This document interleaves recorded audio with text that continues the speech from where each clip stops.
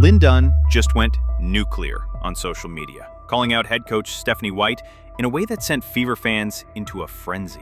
Imagine a seasoned front office veteran, part of Indiana's lone championship team, publicly questioning your coach's strategy. That's exactly what happened, and the fallout could reshape Caitlin Clark's entire trajectory. At stake isn't just another loss, it's the prime years of the most electrifying offensive talent in women's basketball, seemingly trapped in a system that refuses to let her loose. But that viral post was only the opening shot in a bigger battle over offense, authority, and ambition in Indianapolis.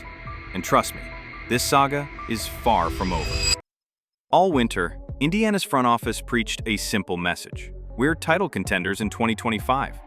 They surrounded rookie phenom Caitlin Clark with proven playoff talents: Natasha Howard for grit, Sophie Cunningham for two-way toughness, Dana Bonner for floor spacing, creating a roster blueprint built on balance.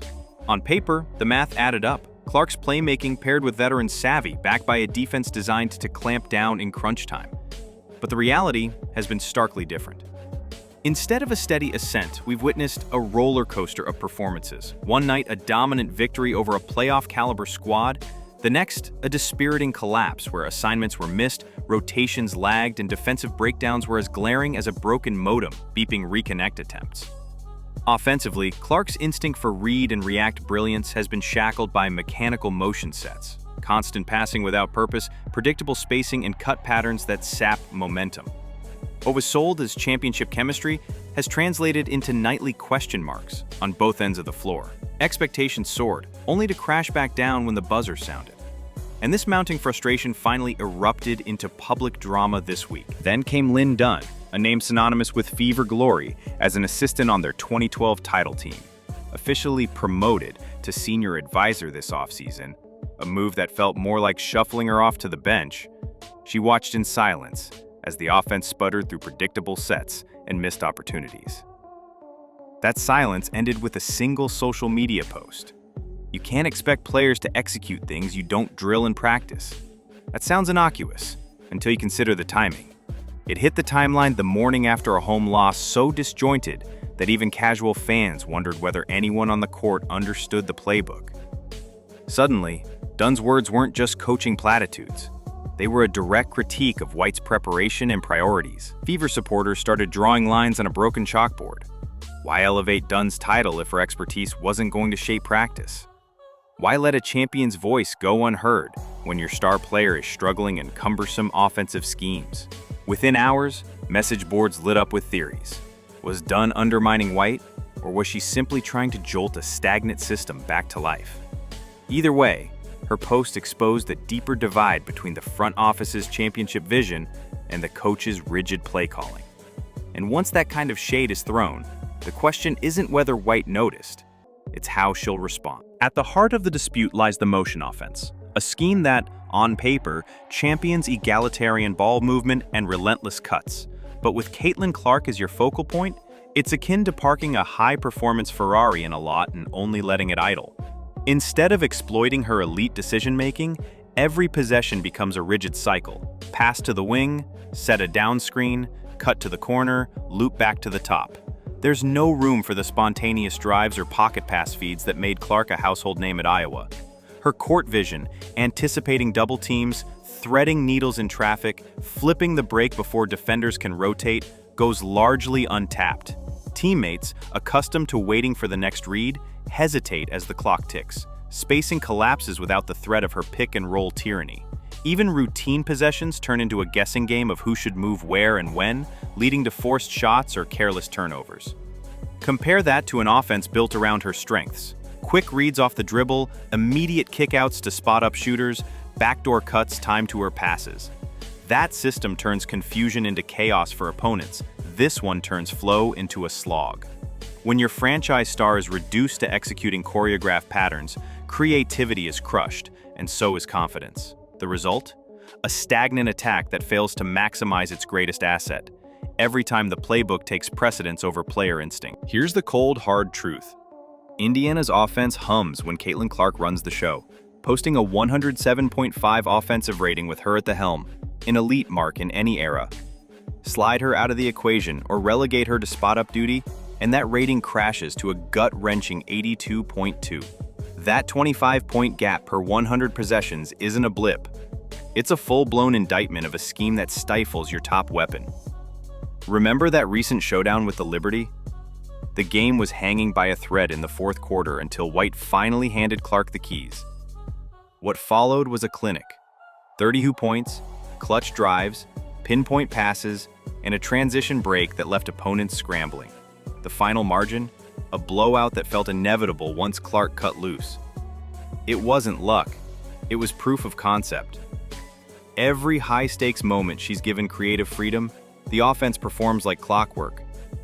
Yet every early-season contest has seen Clark shackled by repetitive, predetermined sets that strip away her ability to improvise. The result? Stagnant stretches, cold shooting nights, and mounting frustration for teammates watching their best playmaker sit on the sidelines during key possessions. When your numbers swing so dramatically based on one player's usage, there's no gray area, only a mandate. Feed her the ball and let the system adapt. Otherwise, you're choosing to ignore the most reliable engine in your arsenal, week after week. So here's the unavoidable question. Why stay committed to a system that collapses without her brilliance guiding it? Linn Dunn isn't a random voice in the peanut gallery. She was part of the Fever staff that captured the 2012 WNBA title, overseeing practices, X's and O's, and the very culture that transformed this franchise from also-ran to champion. She's lived the blueprint, strategic alignment where the front office's vision, the coach's game plan, and the player's execution all move in lockstep. Her decision to call out drilling fundamentals isn't about sidelining White's authority, it's about preserving that championship DNA. When someone with a proven track record publicly questions your methods, it exposes more than a bad habit. It reveals a philosophical schism. Is Indiana truly built to elevate transcendent talent, or is it bound by rigid traditions that worked a decade ago but no longer fit a generation-defining star? This kind of dissonance sends ripples through every layer of the organization, from rookie orientation to boardroom meetings. Fans have noticed. Analysts are noticing. And as whispers of organizational inertia grow louder, comparisons to adaptable contenders only sharpen the contrast. Other franchises have proven flexible, tweaking schemes mid-season, reshuffling roles to optimize their premier players.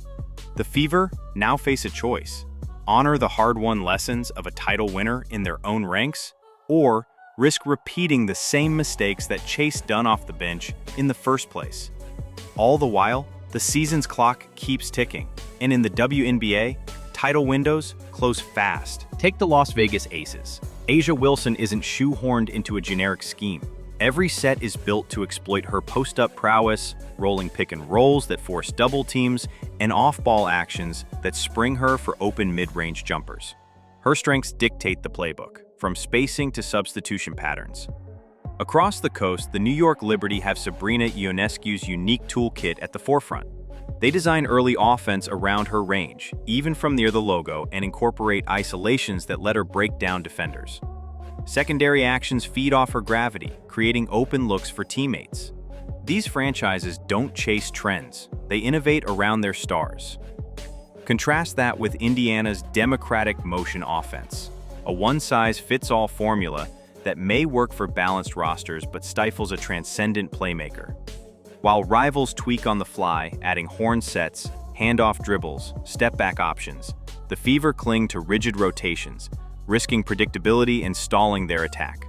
When your competition adapts week to week to maximize their best talent, standing pat isn't just stubborn, it's a recipe for falling behind.